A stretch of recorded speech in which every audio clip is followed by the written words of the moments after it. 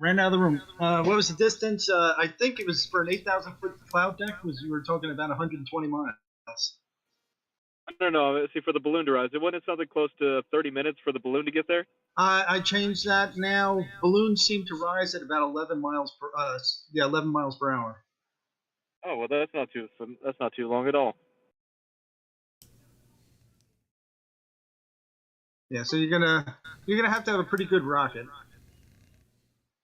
But I think the hardest thing is trying to get a rocket to fly horizontally in a dead straight line. Oh, it's got to do that perfectly, has it? Yes.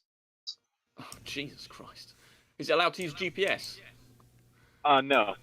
Oh God, what? And you have to simultaneously have an uncut footage from the rocket as it travels this distance, plus uncut footage from the boat that you send over the horizon to watch it go to the cloud bank. Plus, you have to pay for the balloon that the uncut camera he's putting on the balloon, and straighten them all to a device simultaneously so that he can verify what's going on. This is about at least we know they're not serious. No, this is serious. He's really in. That's about 50,000 quid or something there. I'm just to develop that to get and that. That's not enough. Not enough. Yeah, it's just to get a rocket. You know what could have done it? Why don't you go ahead and get hold of a German V1? They don't go horizontally. A V1? Oh, sorry, V1. Sorry, yeah, you're absolutely right there. V1s don't. V1s go horizontally. V2. They do indeed. Yeah. Yeah, it's just ballistic, but not perfectly horizontally. Well, no. But it's got wings. It's an airplane. Yeah, but the problem is if they fly, they'll stay at their pressure gradient. And they had gyroscopes on them, didn't they, to sort of keep themselves straight and thingy? Yeah. They had a gyroscope.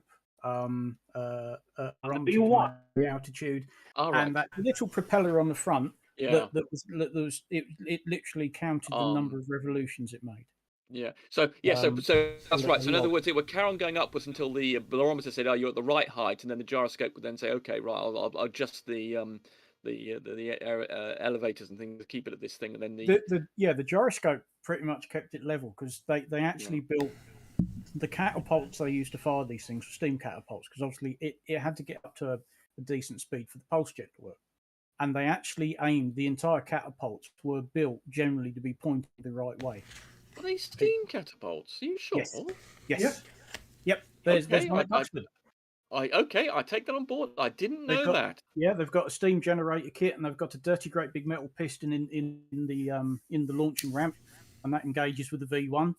And I think I thought I'm just saying I'm obviously wrong here, but I just wanted to say what I thought. I thought they were on some little thing that had a rocket assisted sort of launch thing that was on a trolley that then ran along. No, that's how us British could spot. They got very good at hiding the launch sites, but you basically had to look for a catapult that was somewhere between quite long. Feet long, I think. Yeah, they were quite long. They were 100 feet long. Yeah. Oh yeah, the one at Duxford. I didn't realise I had a bloody steam. My God, they were really having to try, weren't they? The one at Duxford isn't. I don't think it is the full length. It's a vast chunk of it. It's obviously the business end of the steam generator, but yeah. It was a steam catapult to launch the thing. Oh God, yeah, I've seen the thing at Duxford. I've seen the V1 they've got on a hill, but I must admit, for some reason, I didn't absorb the fact it was steam catapulted. Yeah, because but they haven't got a full ramp there, have they? They've only got a bit of it, but they've got sort of the start of it where all the steam generation kit went. Okay. I believe they've moved it indoors as well now. It's in one it sat outside, sort of at the far end of the field. Nearer towards the Land Warfare exhibition for years. And then I think they built that 8th Air Force exhibition, and I think that's when they moved it. Yeah, it's in the hangar with all the Battle of Britain stuff. Okay, when I last saw it out and about, but I must. I was so busy trying to get. I was probably late to some display, so I charged past it. And I never have enough time. Whenever I go there, I'm only ever able to see about a quarter of the things I want to see. And combine that with going to see a flying thingy, or to sit in a Spitfire or something like that they can offer you, or there's some guy there with a Merlin engine whirring around, and you can go and talk to him for half an hour. If there's no air show on, then you need to allow yourself the whole day.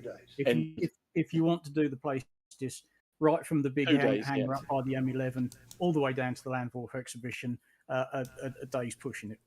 Absolutely, yeah. You can't do it in a Yeah. day. I mean, even I'm at the advantage of A, being close to it, and B, having worked there for a year. So yeah, I mean, if you just want to look around the American world, the jet engines and things they have in the, and then looking around, there's Concorde there as well, of course, and the there's a B-52 hiding in there as well, isn't there? I mean, Jesus Christ, and an F. The 8th Air Force exhibition, which is the big building up at the other end, was built specifically to fit the B-52 because it had been outside for years, and they said if we don't do something soon, it's going to fall apart. Yeah, they landed that it came in the early 80s, and the runway somehow was just about long enough for this thing to land and stop. And have they got an F-111 in there? Oh, sorry, an F1. Sorry, an F-117. An F-117. Sorry. Oh, the stealth, no. Right. Okay, that's what I couldn't remember. Yeah, that's like right. Yeah, kept on American one. Yeah, that's like because when I went to see 117 at these shows, I don't know. They used to have Americans with machine guns all surrounded, so you couldn't get near them. So I was just thinking, hold on, they can't have had a 117 in there, otherwise you'd be able to used to do that. When they used to do the best airs in the world ever at Mildenhall, they would have both a Blackbird and a U2, and they would have armed guards. Yeah. Indeed. Can I just say that the Lynx U-Bill, I'm sure very good, but B-1 wasn't a rocket; it was a jet aircraft. Correct. World's first cruise missile. Oh, we have a new live stream! Yay! Give that a thumbs up. Yeah, that's the only thing I could do. I couldn't get it to come back, so just shut it down and start over. We're quite well. Remember what happened to Terry last Wednesday? Yeah. What happened to Terry?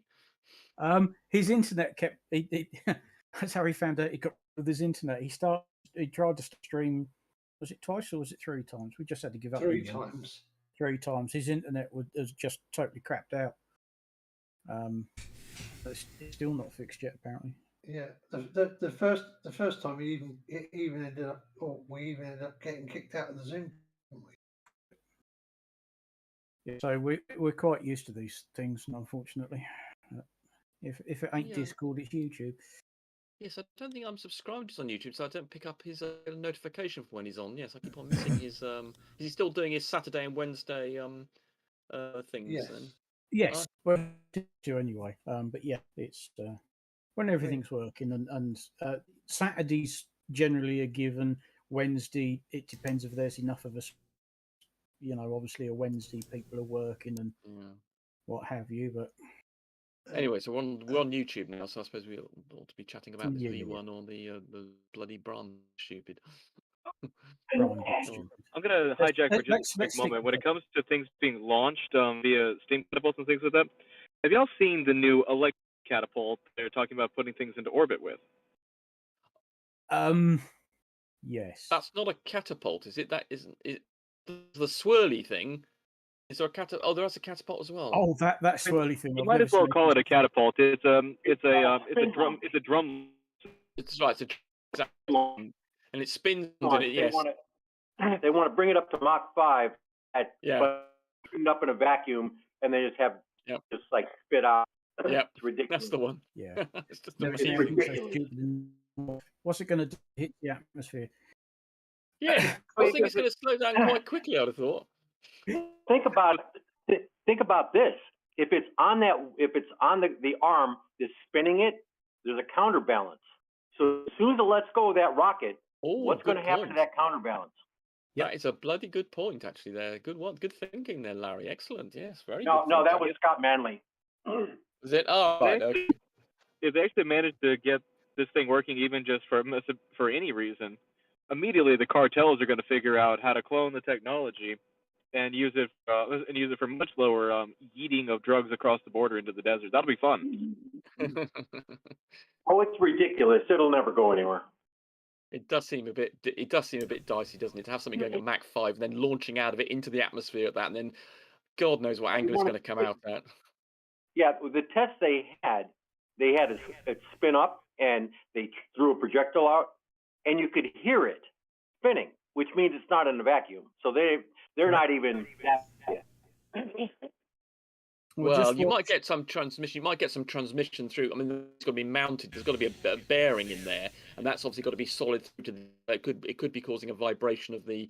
There's got to be a solid connection between the thing that's holding it and the outside. So it could be that oscillating. You should watch video. It's ridiculous. Which video? Which video is that, Larry? Spin launch. Spin launch. Okay. They have their own. Yeah, they're trying to get money. So yeah, of course they have a YouTube video. Okay. I have seen things about it, but I must say I haven't seen the actual video you're talking about. Okay. That's an absolutely stupid idea. Thunderfoot. It's one of the many things that Thunderfoot has thoroughly debunked.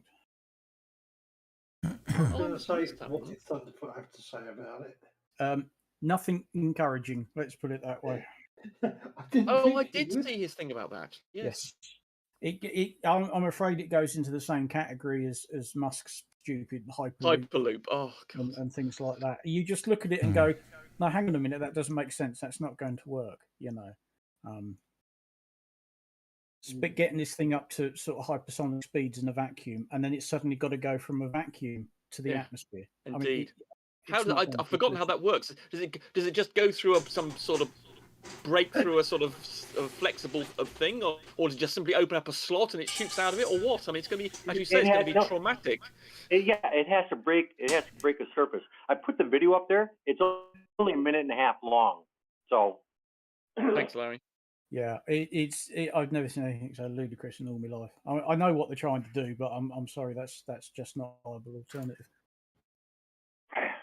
Launch mechanism invented accidentally with a nuclear test underground, which blew a manhole cover at a speed that, well, it was estimated that the speed was, I think, at minimum 70 kilometers per second, something like that, because some kind of high-speed camera that was filming it could see the cover in one frame and not in the second one. Yeah. Jesus Christ, I've forgotten how big it is. Jesus Christ. Yeah. I mean, there was a time a few years back with the Americans. I can't remember what it was called now. They were trying to launch things via a cannon to see if they could get things. Hell's it called? That's right. They were trying to do it there. Yeah, they can't remember, but yeah, they and I mean, I'm sorry, SpaceX have proven that if you get things right and do it over and over again, you can bring the cost of putting something into orbit down, mainly through reusing as much as you can. I mean, they pretty much all they lose is the second stage, isn't it? But they have trouble refurbishing it, don't they? They're not able to, this idea of being able to reuse it is actually not really economically valid. It seems that they have to do so much work on this stuff. It's almost as expensive as just getting a new one. The first stage? Well, they don't even bother cleaning them. Okay, okay. Right, the first, I think some of the first stages now have been into double figures. Right, but have they been serviced? What did it cost to reservice? It's a lot. It's a lot. It's still cheaper. It's still cheaper than constantly making new ones, isn't it? Well, it's not much cheaper. That's the point. It's not as much cheaper as you might think. It's a lot. They have reused. They have captured and reused in excess of 90 of these. Some of these are on their 12th and 13th launch. Yeah, but I thought they're having to spend as much as 50% or something as the one in actually refurbishing it to make it. It's still 50%. Okay, all right, okay, 50% of the stage. All right then, okay. 50%.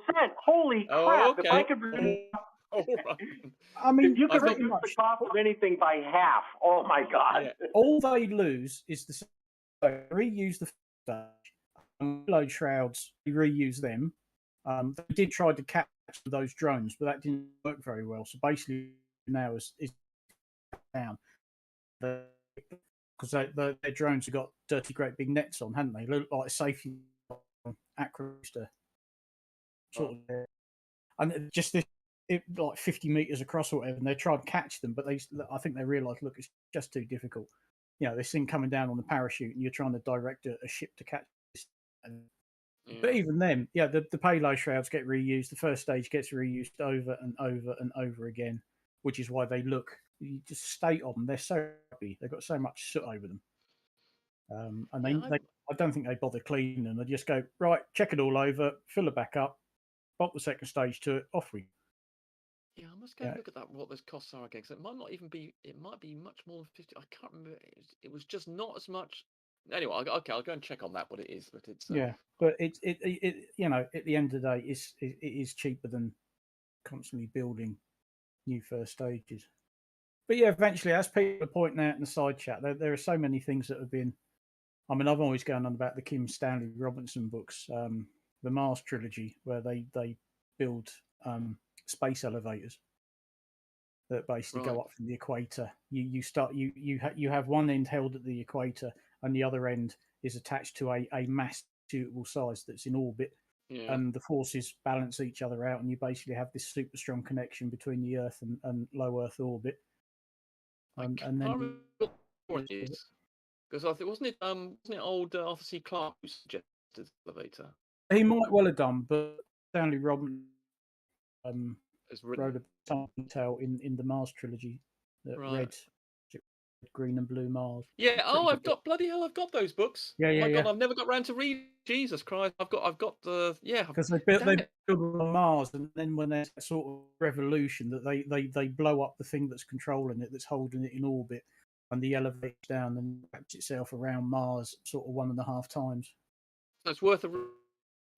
Oh God, yeah. I think change a little bit. I think some of what he writes about the Martian surface and some of the technologies are sort of off kilter now, but as a whole, yeah, superb. Okay, I've been meaning to read. I keep on the back of my mind of reading those books. I mean, because I think you said somewhere else that you're keen on your reading. So well done that. But yeah, I must admit, I don't read as much as I should do. It got to the point that I was getting so desperate for book space that I had 3 trilogies in softback, and they were getting a bit ropey because I've read them so many times. And then they came up cheap on Amazon as Kindle, and I thought, right, I'll have them on Kindle because they don't take up any room then. I think they ended up going to a second-hand bookshop or something because I needed the book space, the shelf space. Okay, I will. I'll make an effort to relocate that way. That is in my bookcase now. It takes some reading because they are 3 sort of quite thick, aren't they? Yeah, they're quite thick, aren't they? 700 or 800 pages at least, I reckon. They're chunky old things, but they are worth reading. I think a lot of the ideas in there are still quite valid. Yeah, okay. I will make an effort to do that. And he used a space elevator. Okay, right. Yeah, there is. I can't remember which one they built first, whether it's on Earth or Mars. But yeah, describe sort of the processes of using these carbon filaments to make the backbone of this thing, and then you just run vehicles up and down the side of it. Yes, and obviously the key to that is to find the. Is it up to the geostationary orbit? Presumably, they run up to. I think it might well be geostationary, but I think it has to be, otherwise it'd be wiggling around, wouldn't it? So the trouble is that's a long way up in space. That's not like IS size. That's not low Earth orbit. It's a 24,000 miles or whatever or something. It's a long way up. The Martian one, the computer controlling it all, actually had to make the elevator flex so that it could miss at least 1, if not 2, of the Martian moons. Those they're all would have clashed with it. So this every time it comes around, it sort of has to wobble and flex in the middle so that it gets out of the way of Phobos and Deimos, isn't it? Yeah, Phobos and Deimos. I can't remember which one. It's a while since I've read them. Right. Yeah. They're interesting books. They're only how big are they? They're only is it a few tens of miles big or something? I can't remember now. Or 100 miles, not even 100 miles big, are they? No, nowhere near as big as that. They're several meters across. They're more than that. I think I thought they were approaching a mile. At least, perhaps I could go and look it up. Do the Google trick. Do what you do. You do your classic, Mr. Google man. Yeah, but they've been looking at all sorts of ways of doing it. But I think at the moment, given the technology that we have, SpaceX is still probably the most cost efficient way of doing it. You know, they talk about using sort of, as pointed out here, magnetic rails and things. You know, much like the weapon systems the Navy have been testing out. Yeah, they're 14 miles across, one of them, and the other one's 8 miles across. Yeah, they're quite chunky. Oh, they are. I couldn't remember. Yeah, so I can't remember what the minimum size is. One of them is not circular at all. They're not really spherical, are they? So I can't remember what size that you need to get to before. Is it 100 miles across or something when things really have to be spherical? Are we talking about planetoids and things? Yeah. About 300 miles. Size or mass? 300 miles. Okay. Because both the Martian moons aren't. They're quite small. Because one of them is pretty much potato shaped. I can't remember which one. That's right. Indeed. The other one's not sort of quite like. All of them most definitely. Yeah. If that was a potato, you'd prick it with a fork and stick it in the oven. It really does look like a spud. That's why it's enough because Ceres is like 600 miles across and it's spherical. Yeah. Yeah, you need about 300 miles minimum. Right. I've forgotten what the number was. I thought it was hundreds of miles. Yeah. Yeah, for there be enough mass that it starts sort of forming spherically. Anything smaller than that, it can just be any old. Although I think one of the dwarf planets beyond Pluto is not quite spherical, it's like a very elongated ellipsoid, and it's bigger than Ceres, if I remember correctly. Bigger than Ceres, okay. Ceres, because Ceres is spherical, isn't it? Yeah. Yeah. I don't remember. It was Makemake or something like that, or Haumea. Well, then it's a measure of its mass, isn't it? So if it's made up of something that's less dense, then it might be the right size. But if there's not enough mass in it, Yeah, if it's polystyrene, it wouldn't do it. Yeah. Oh, 9 o'clock hero, Maris Piper all the way. Not only this King Edward nonsense. No, Maris Pipers. Potatoes. Yeah, I gathered that. Yeah. It's got to be Maris Pipers. That's what the chip shops use. Of course, Farmer's Boy is expert in all this. What about that? Well, you were pointing out to me, and when we were looking at doing my Bedford level stuff wrecked, you were able to spot what other tractors were doing in the fields, and I had no idea. And you even knew they'd done something. You even knew they'd come.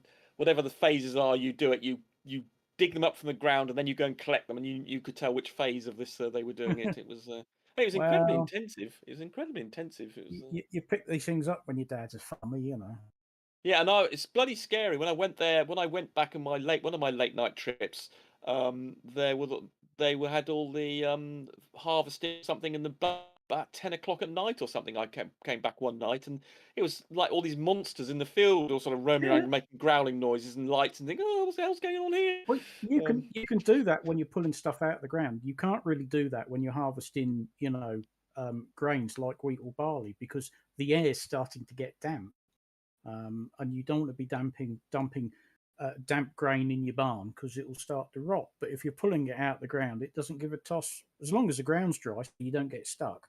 You don't care what time of night you're doing it. So if the farmer's going to pay his men overtime because he wants those onions pulled or whatever, then stick your headlights on and go for it. Well, I didn't know that. Yeah, I mean, I have a friend of mine got from years gone when I was at school, who was a farmer, and he was saying how sticking damp stuff, hay or something in his barn, it would actually become so hot it would actually burn. I was very skeptical about this, but hay stacks can spontaneously combust if you don't build.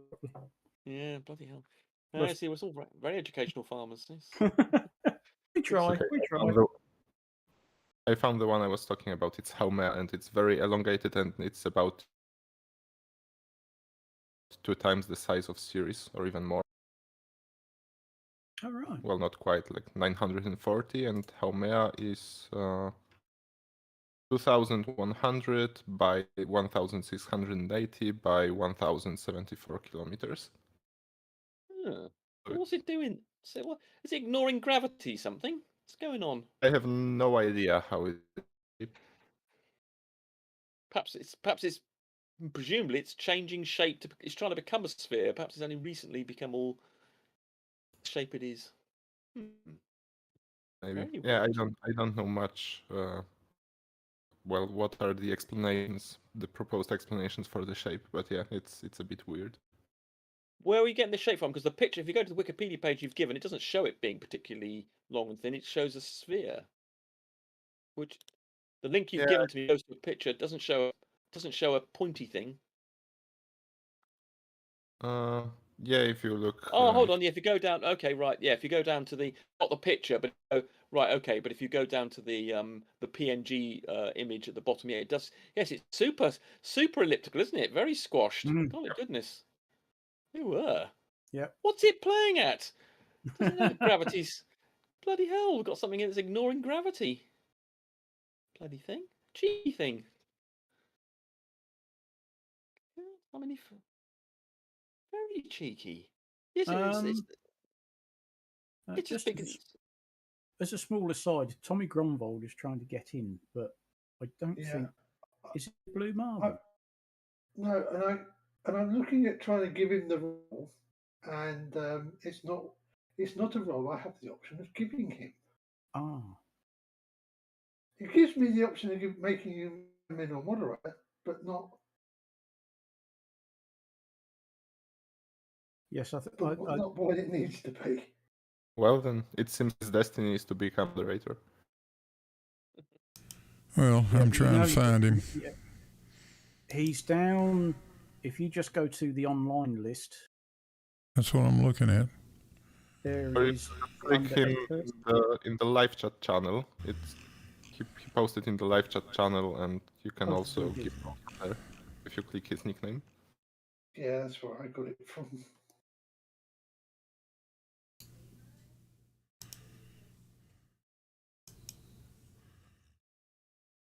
What are you playing at, Tommy? Not his fault. Well, you know. Right, he is now Blue Marble, which means he's okay. Hey, we got there. Almost nothing. You just weren't a Blue Marble. That's why you couldn't get in. And how did I get to be that? Because Blue Marble just made you a Blue Marble. I'll fix it. Thanks. But I got to disappear for about 10 minutes, so you guys play nice, okay? Okay, we'll be nice. Okay, we'll play nice. Who's got the beer? So, I got the chips. I'm just finishing a hot chocolate. How sad is that? Oh, yeah. Well, it's 10:10. I'm going to bed soon. Sod it. Indeed. I was just wondering, does Blue Marble roll off your marbles? Well, other than being the owner. What do you think? Sometimes I think we need an off your marbles role. Yeah, we have one in Dr. Bob's server. But unfortunately, most of the people who would get that invariably seem to be able to get themselves kicked or banned from the server anyway. So Yeah, that is a really wacky shape. That one it really is. It's very. Isn't it just? It's almost as big as bloody. I mean, it's almost as big as bloody Pluto, isn't it? It's assuming that's that. Yeah, I think it's close. That's really amazing.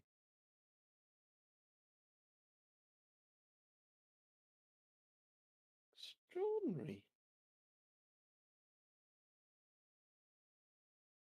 That's amazing.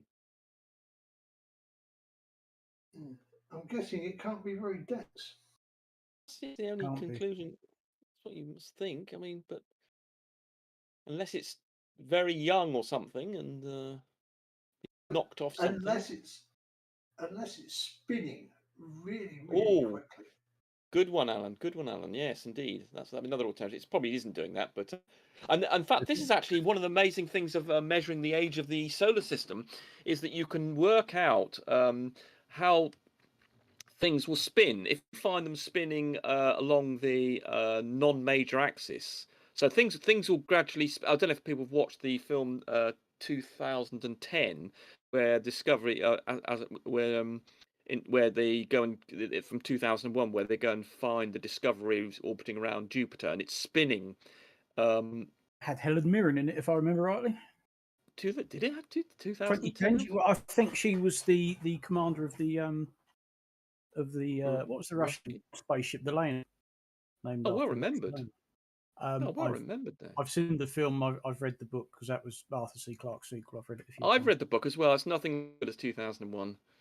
No, but yeah. And I got the next book. Is it 2067 or something? Something like, was it 2061? Something like that. I think 2061. That could be it. Yeah. No, hello, I'm new. You know. I was told that the Earth was flat.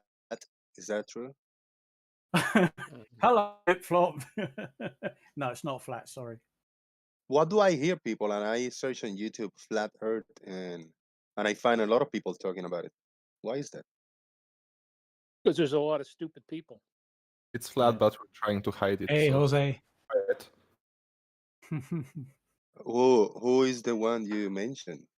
I is flip flop. He's flip flop. No, Jose. Come on, Tommy, get with the program. This is flip-flop. I just posted him. Is flip flop related to McFlatty by any chance? No, never heard of him. Hey guys, I'm a special animal. I thought they were. I thought you may have a different brother from a brother from a different mother. The McFlatty. I You guys are good. One of these days, I'll tell you my Helen Mirren story. Are you the guy who did some film work for Stanley Kubrick? No, that's Next Pro. No, I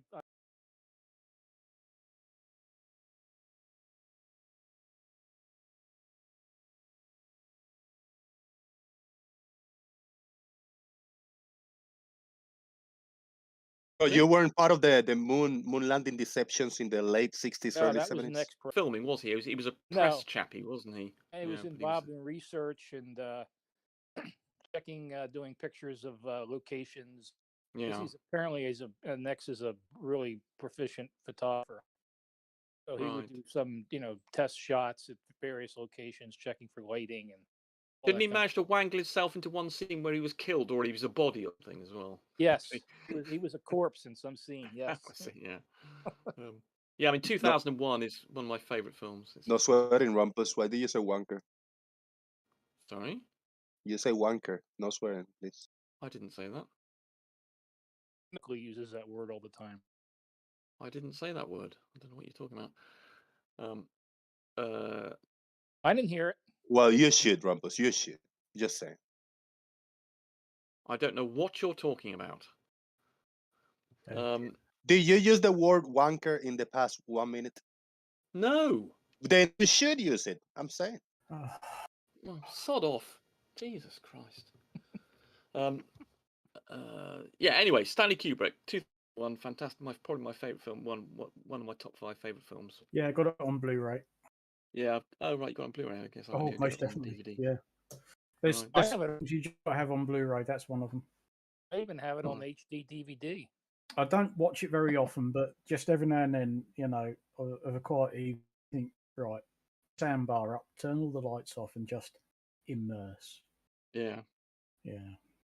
I mean that the insides of the Discovery when that set, it cost them £1.5 million to make that rotating set so they could run all the way around it in the pier without having to stop. It's just before they had the ability to do an Apollo 13 type CGI sort of bollocks. They actually that's exactly the propaganda that they used. They use known characters and movie directors and people. They do create movies that are related to space travel and satellites and shit like that, science fiction. And then when they present that as a real life event, then people will already believe it because they've been brainwashed. Thank you. And then of course, Skylab. When the astronauts were on board Skylab, they tried to imitate that scene from 2001 by running around the inside of it, and a degree of success because of course, they were in zero G, and there was nothing pressing them to the, they couldn't hang in there, could they? They got, I think it was about 30 seconds, fell over or fell off. They did quite a good job, but then once you sort of, once your feet leave it, that's it. You've had it, Yeah, it was. Of course, as you know, you well know what the Skylab was made of, don't you? Of course, the inside it was the same size as the S4, which was the third stage of the Apollo. Because when Apollo 17 became the final moonshot, they still had 3 Saturn V's left. That's right. It was the second stage, was it? Oh, sorry, it was the third stage. It was the third stage, which was called S4. Because it from the development, but that's why Skylab was so big, because it was the same diameter. It was, I can't remember how many meters across, something like across, which is obviously so much bigger than you can achieve with the ISS. So I thought that was the second stage. But okay, I defer to you in your expertise. No, Even though I've got the book on Saturn V, but yeah, it needs to get into orbit.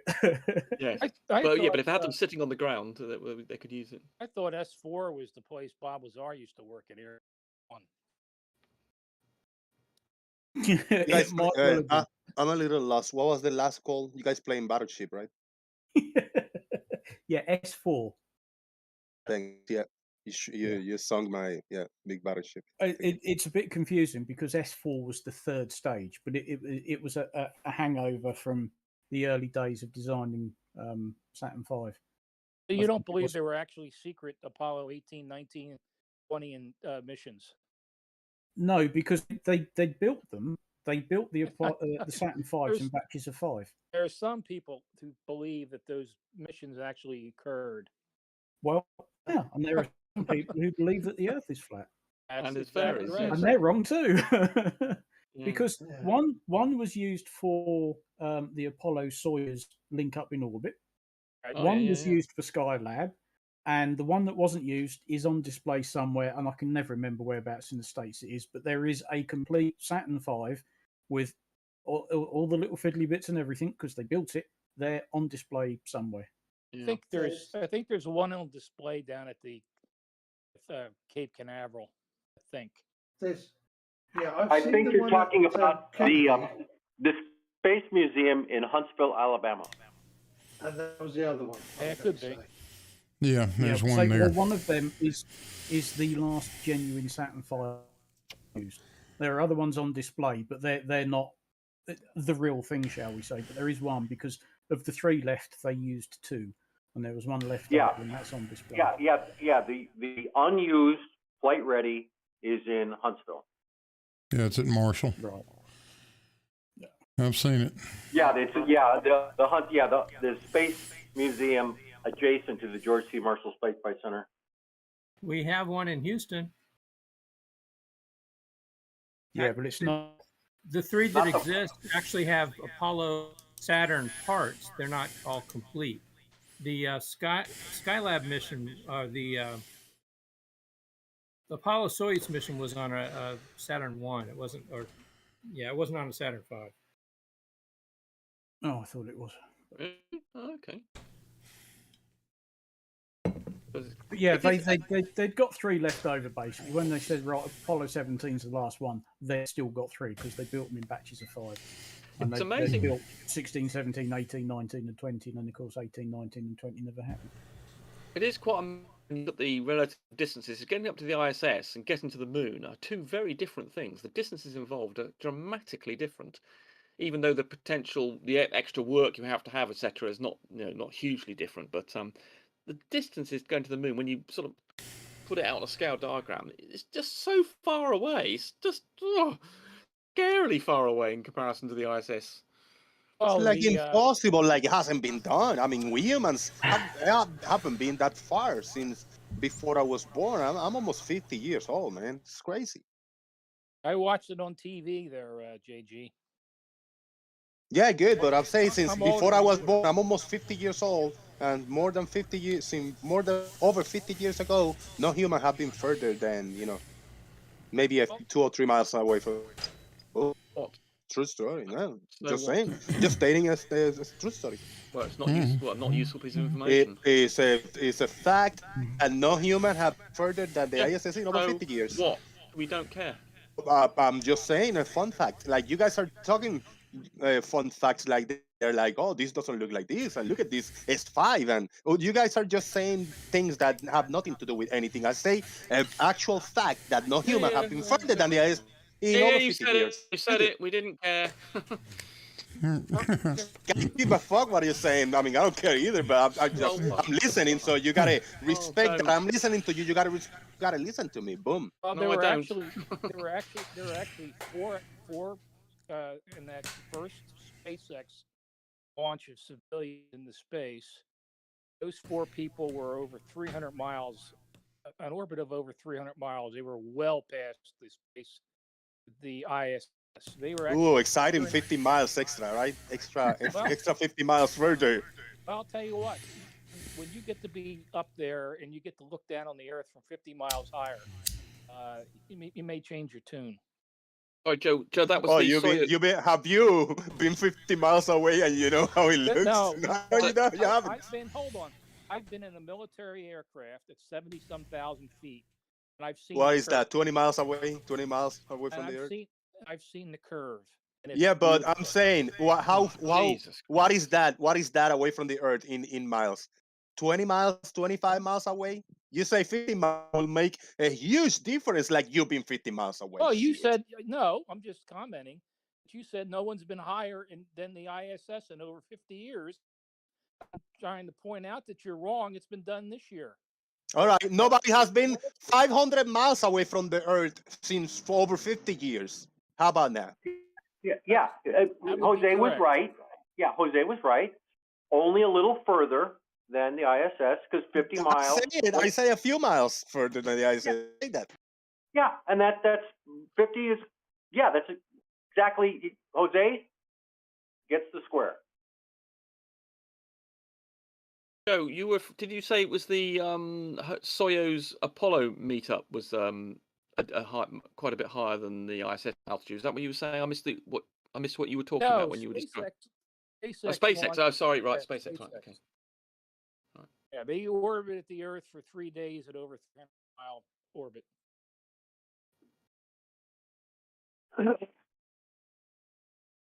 It's still called low Earth orbit.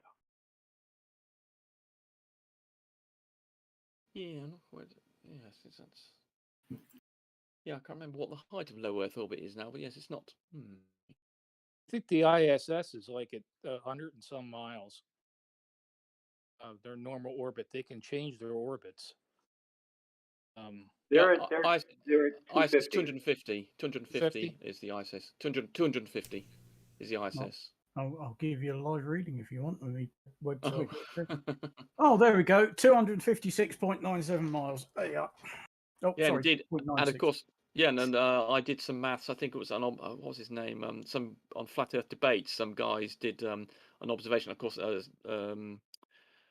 Red's Rhetoric did it as well, of course, and then by calculating you can work out height of 250 odd then. And of course it does go up and down due to the atmospheric drag, and they have to sort of regularly pump themselves up again. Yes, because it's not a perfect vacuum, is it? Yeah. Well, in 5 years, there's going to be people back on the moon. The sad thing is, it's the Russian component that does the boost, and that's liable to go away. Yeah. Yeah. Yes, there was an announcement of it. And not one single person has managed to drive a brand new Edsel in more than 60 years. Isn't that amazing? Isn't it? And do you know do you know they've not built a single Hewlett-Packard 35 or 45 calculator since about 1974? Imagine that. What the fuck happened? I mean, goddamn. When did they build the last Betamax? I don't know. When the shuttle was still operational, the Kennedy guys, they were going around to like garage sales and stuff looking for old 8086 chips. Wow. Because that was what ran the shuttle, and they had replaced them. So rather than upgrade the thing, they were salvaging for these things, going around to computer stores and stuff looking for old shit. Pulling the scary thing about that was the software, and it was written in the 60s, and they daren't sort of fiddle with it even throughout its lifetime for fear of upsetting it. They fiddle with it all the way up through to the end. Well, yeah, but not majorly. It was S. It's real interesting language, actually. Yeah, it's kind of a brilliant way that was. But they didn't upgrade the components during the lifetime. They went from 128 to a 256K AP101S. Okay, well that's like minor. Yeah, well, it doubled the size. Doubled the memory. I mean, I heard that they went to the moon with less memory than is in your watch. Oh yeah. But they were all pre-programmed. Somewhere here, I got a picture of them loading. I think it's a 5 megabyte hard drive onto a jet. Let's see if I can find it.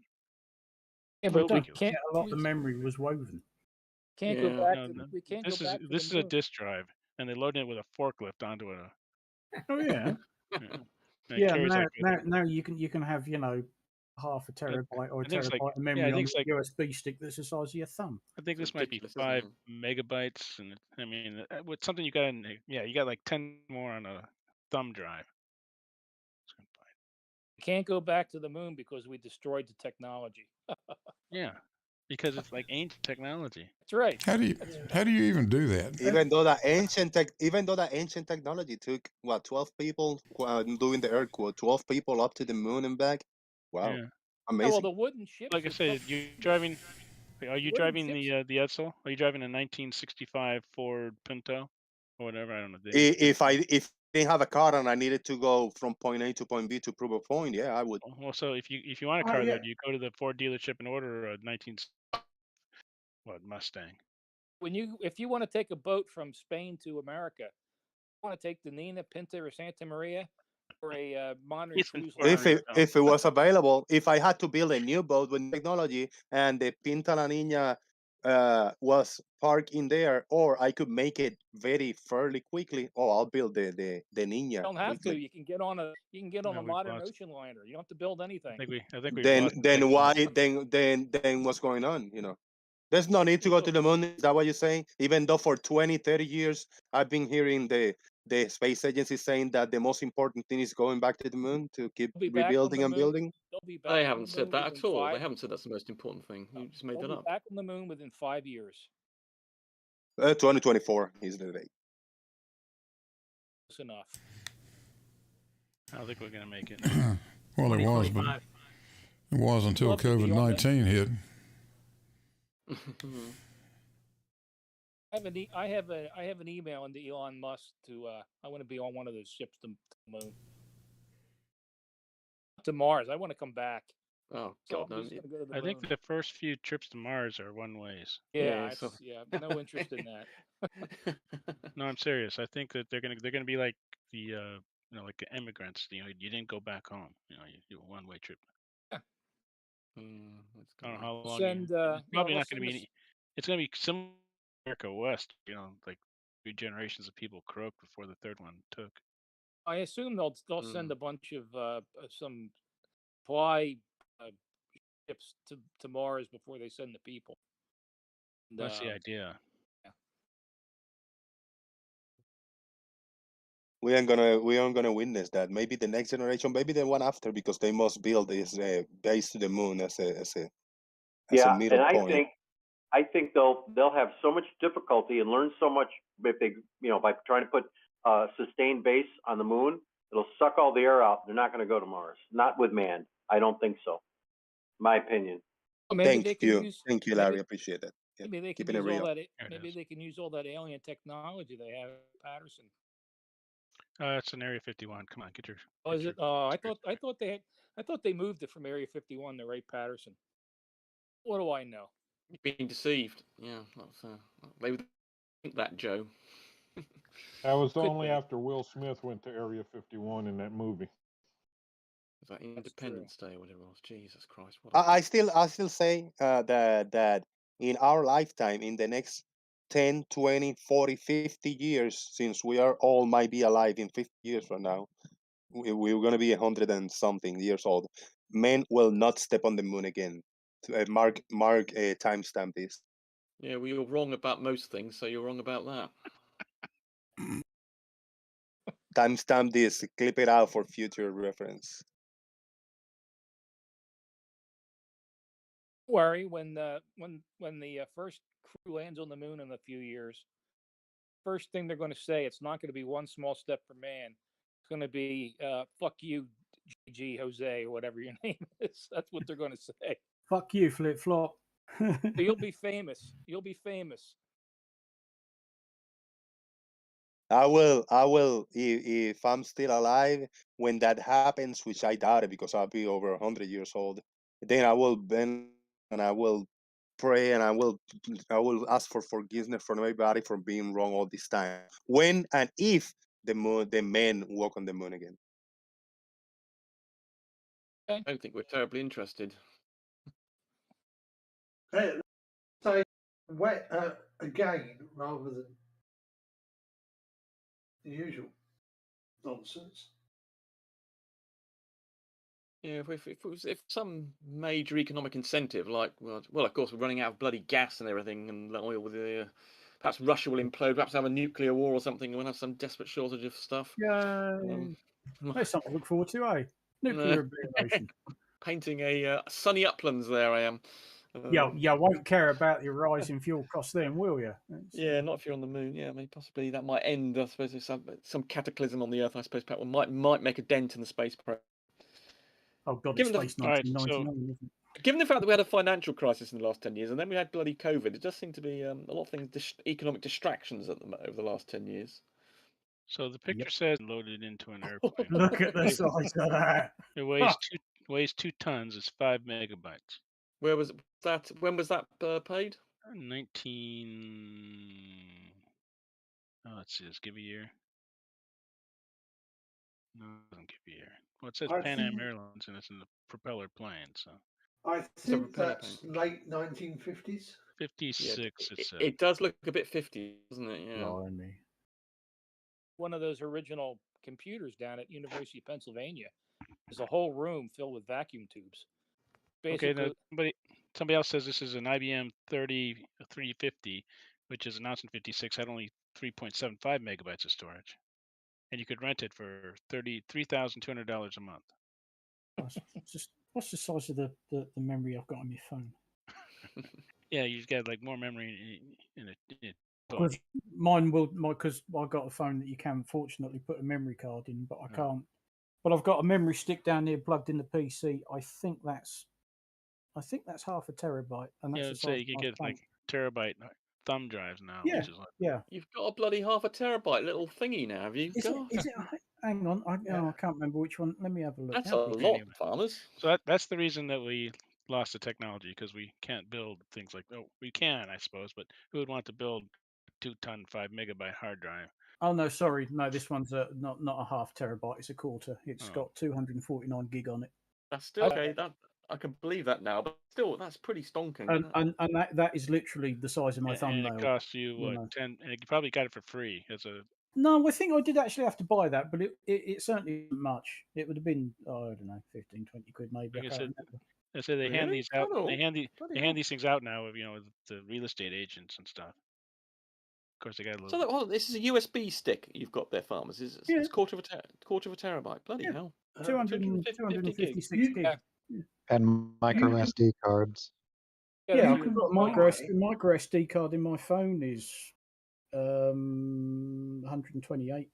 Yeah, but they cost money. I mean, for you can get a 1 terabyte micro SD card from Lexar for about 150 quid, if you know. Yes, you said that's right. We're talking over 100. So I was just surprised that he said farm said it was only 15 or 20 quid or something. Now this looked like a forklift, right? This looked like a small forklift. Yeah. Yes.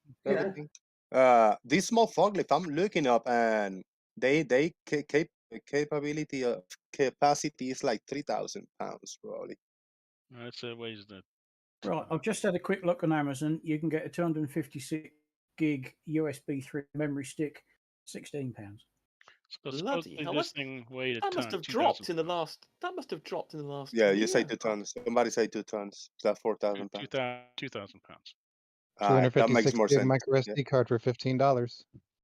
Yep. Yeah. God, that must have dropped. Here we go. Type C flash drive, 512 gigabytes. So that's half a terabyte. USB C and USB 3, 20 quid. 2 terabyte. That's half a terabyte. 2 terabyte flash drive, $35.99 on Amazon right now. Yeah. Well, I must look at upgrading my storage there. Yes, I must have been. People talk about having external drives and all the rest of it. You can just stick a bloody USB stick in the front of your PC and keep everything on there. You know. The only problem with the USB drives is they don't like to be written over a lot. So, no, it's true, but I mean, I've got a 5 you have terabyte 3 hard drive. terabytes. So if you have 3 terabytes, how much do you need to overwrite stuff? Let's say you use it. Okay. Yeah, I think we first will get the Rumpus paper that he's been writing for 3 years posted online for the world to see, before the main walk on the moon again. We know how Rumpus paper is going. If you guys want to go cheap, there's one here, 2 terabyte for $19.99. Bloody Jesus! Right, I'm gonna have to go out and buy some of it. Right, okay. I must have been And checking I'm this guessing recently. that's US dollars as well, isn't it? Yeah, these are US dollars. What is that? What is that, like 15 quid? I don't know. I just looked on eBay, a 256 gig thumb drive, £8.45. Bloody okay, that's it. I'm right. I'm gonna go. I haven't been looking at this, and I mean, I bought Jesus. What bloody hell? Right, okay. It's ridiculous. The cheaper they Okay. are, the more malware is on them. Yeah. With that. Okay, I'm gonna have to upgrade my memory. I've just found the 1 terabyte version of the one I've got. Oh, I'm gonna have to upgrade it. $9.99. Jesus Christ! That's When 1 did you- terabyte. Oh, hang on. Oh, When there's did only. you when did you buy yours, Farmers? I don't know. I've had that a few years because I tend to keep a lot of my work stuff on it. So that, when you go and work in different offices, you just make sure you got that in your pocket, and there it is. Rather than having all these bloody cloud drives and everything, just stick it on a stick. Yeah, I mean the one that Doofus just posted, this ScanDisk Ultra, the 256 gig. I mean that's I mean just about a year or so ago, year and a half ago, that would have been a good, I don't know, 70 quid. I thought. All right, now to I get don't think you should believe all these prices because many of them largest ones are just which are formatted to look like big ones. Well, that one in particular from Walmart, that one actually is 256 gigabyte. It just happens to be the lowest quality possible micro SD card. And it go up to half a gig or 2 gigs on a small one. That's not always real ones. Oh, and of course, there's also a speed issue, isn't there? Some of these things are a lot. Yes, the one I've got, I suppose, the one I bought was quite high speed. Yes, that's a micro. Yeah, what is it? A 1? Yeah, I can't remember what the super fast one, the data transfer rate is. You need to have it'll be quite high. I think I use for my computer. I store my music. Actually, CD resolution and above. 5 terabyte hard drive, which I back up with other 5 terabyte hard drives. And they're all USB-C, and the data rate is very fast. So they're not bloody hell. They're USB 3, presumably then connected. USB-C, yeah. USB-C. Okay, all right. USB-C. Just check the one on my phone. I couldn't remember, so I just plugged my phone into my PC. That's 100 and it says it's got a capacity of 119 gig, so that's without 128 gig memory card. I mean, that's got my entire music collection of it, and I still got 87 gig free. Right, it's a 4 terabyte portable SSD, $19. Okay, I'm gonna have to go and sort myself out. You got something you want to share, Tommy? Yeah. When I got in here, I saw you guys had different models of this Blackpool and Dow Craig stuff. So I thought I would show my version of it and just show that using different programs we still get the same results. That'd be cool. Let's do it. Oh, sure. Yeah. Share your screen. Let me see. There.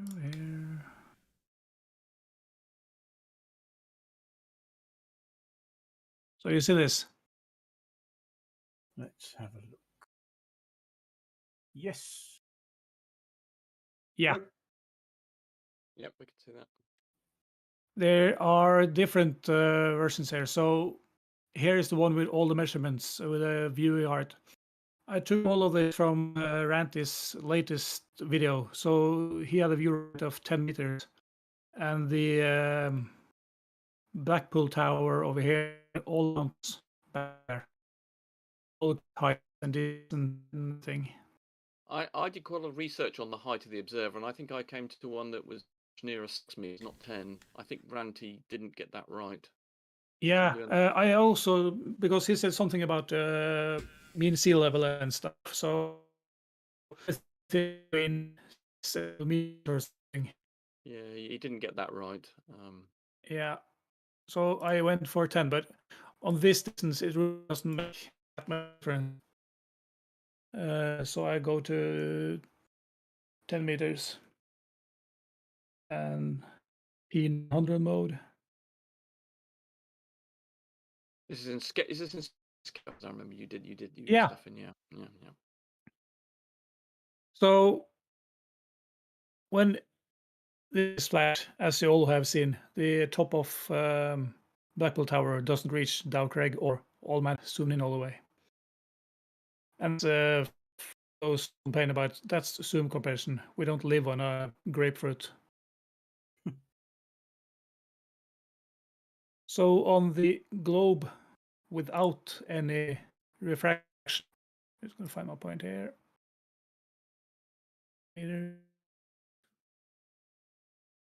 That matches reality a whole. Red one here is that one is. So hence the error, right? Well, actually, it would get worse, wouldn't it? Hold on, let's see. And if we want, we'll explain later. Okay. To the one with refraction, whoops. Again, it's a bit hard there. All in. This is a radius of 7,500 kilometers from Walter's advice. So this one goes over here. Right. And this one goes over here. Right. That's damn close. The Earth isn't flat. No. I have Gary said if we move back, if we do that parallax stuff, of course, which doesn't happen on a single frame photo. Let's go back to 10 meters. Sorry, what's his claim? What's Gary's claim? If we move back, something happens.